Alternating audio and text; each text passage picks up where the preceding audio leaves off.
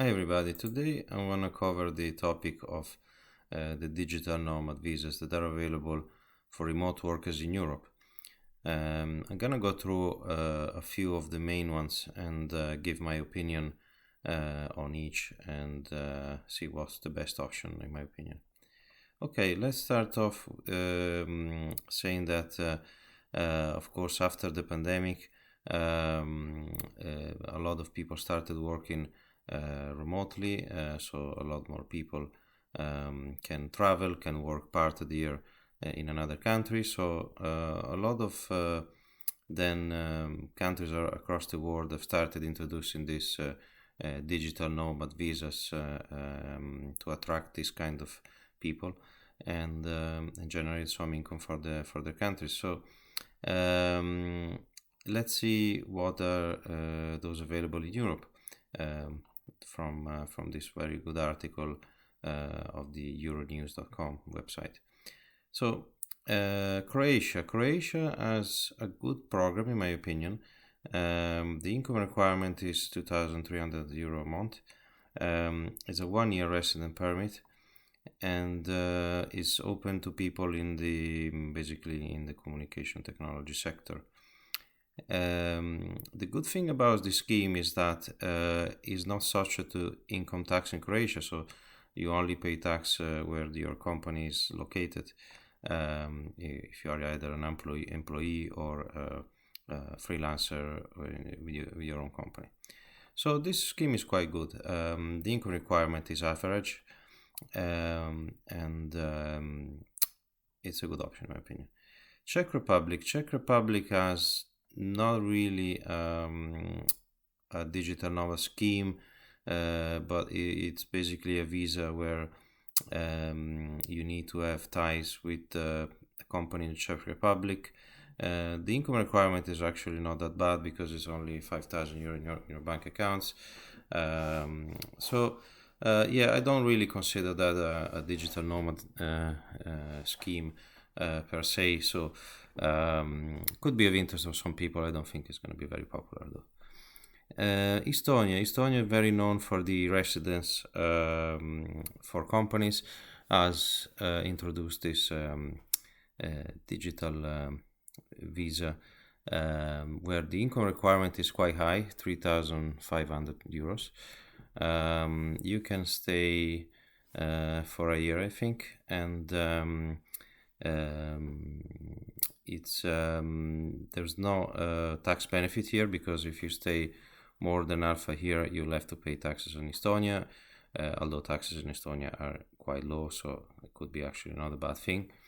It could be an interesting one, I'd say, for some people. Finland has a much lower income requirement of €1,200 a month. Is for entrepreneurs, self-employed. Does seem to be very easy one, and I think is only for 6 months, so no, not that long. Greece has introduced this new visa last year, and the income requirement is 3,500 a month, which is a bit high in my opinion. You also need to show you have sufficient resources, so probably they need to you need to show them that you have a certain amount of money on your bank account. Interesting scheme, but definitely you need to be a bit more of a high earner here to be able to work in Greece, and then there's no tax exemption, so I think you pay the normal taxes in Greece, which are quite high if you are of course there for more than 6 months. Hungary has an income requirement that is average. The length could be 1 year with a possibility to extend, so quite good. You'll have to be, of course, in the country for at least 90 days in a 180-day period, and if you do that, you'll be exempt from paying tax in Hungary for the first 6 months. So Hungarian taxes anyway not very high, so I think this is actually one of the best schemes in my opinion. Iceland has a crazy income requirement of 7,000 a month, so I don't think this is it's going to be very popular. Italy doesn't properly have a scheme yet. It's gonna be probably finalized in March. There's a scheme for self-employed who can pay reduced amount of tax, but I wouldn't consider that of a digital visa. Malta is another scheme that is interesting. Income requirement is average of 2,700 a month for remote workers and freelancers. It's a 1-year permit, and so the interesting thing is that they be granted a tax exemption if they keep paying taxes, of course, in the country where they are based. There's some legal complications apparently, so we'll see about that. But this is one of the best schemes, in my opinion. Portugal has loads of schemes for loads of visas and tax exemptions, and so this is another one. Income requirement 2,800 a month. It's a bit of on the high side, but that definitely want to attract more kind of wealthy professionals or self-employed freelancers. Is an alternative to other visas that for retirees and passive income earners. So yeah, it's interesting. Portugal then gives you a lot of other options, like you can pay definitely reduced amount of tax and with the NRA program. So anyway, Portugal is a solid one. Romania has another scheme here, but I think it's pretty high, the bar here, 3,900 a month, so I don't think it's gonna be very popular. Spain, on the contrary, has a better scheme that is just gonna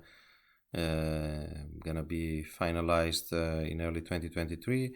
Income requirement is average of 2,000 a month. You can work and live in Spain for up to 5 years, which is quite remarkable. So that could probably lead to citizenship if you're interested. And there'll be also tax breaks. So kind of I think a flat tax. So one of the best programs I've seen so far. Norway has a scheme after 2 years, income requirement to 3,000 a month. This could be interesting because the income requirement is not that bad, but then you pay local taxes under the scheme. So overall, I don't think it's one of the best. I found another one that I think is definitely, in my opinion, the best. If you like, of course, Cape Verde, or called Cabo Verde if you in Portuguese. And this scheme is very interesting because the bar is very low. You need to just have 1,500 euro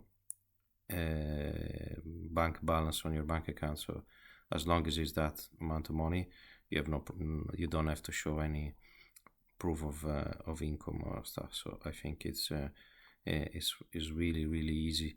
The application and the visa, all the process is very, very cheap. Of course, you need to work for a foreign company or have your own business, be a freelancer. That's pretty much what all the minimum requirements for this visa everywhere in the world. And it's definitely a cheap and sunny place. So I would say I think is one of the best options for if you're interested in this kind of lifestyle. Thanks for watching. If you like more of this content, please subscribe. Bye for now.